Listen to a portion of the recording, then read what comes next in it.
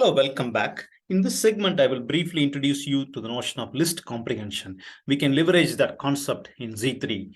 Let's take the simple example first to understand what is list comprehension. So suppose I would like to create a list made of 1 through 10. I can create a list like this.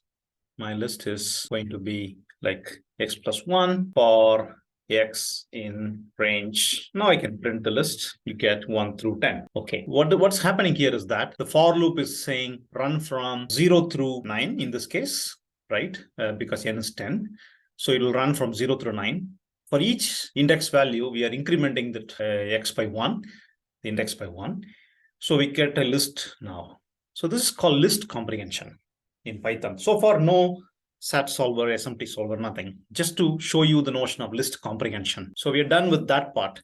Now let's do some SAT solving using list comprehension. We have a list of 10 numbers, that's x. We have another list of 10 numbers. And as you can see, this is exactly the same as whatever we just discussed. However, there is one important thing to call out. I have here int, which is coming from Z3 int, and I'm also using format string, okay? So you can see here x and then a percentage I. I comes from 0 through n, excluding n. So for each I, we will have a variable. Essentially, we'll have x0, x1, all the way until x9. Actually, in fact, we can print that to get that idea across. Let me print it. Don't worry about the values. I will explain what they are in a moment, but this is the first thing I would like to show you. My list x is made of symbolic variables, x0 through x9.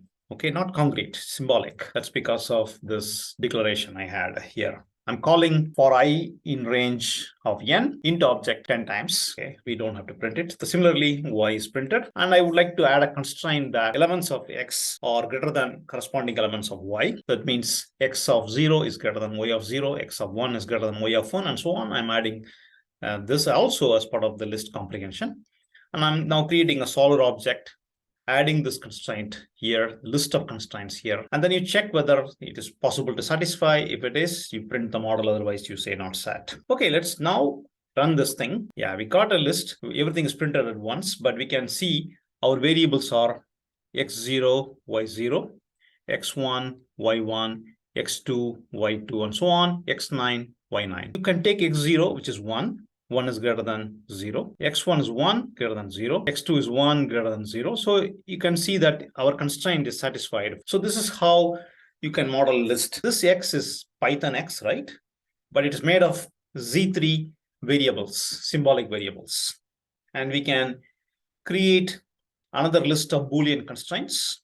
This is the list here. This is Python list, and this is symbolic from Z3. And then we call the solver to check for satisfiability and print the model, otherwise print the satis. In the next segment, I will explain to you how we can leverage list comprehension for solving some interesting problems. Okay.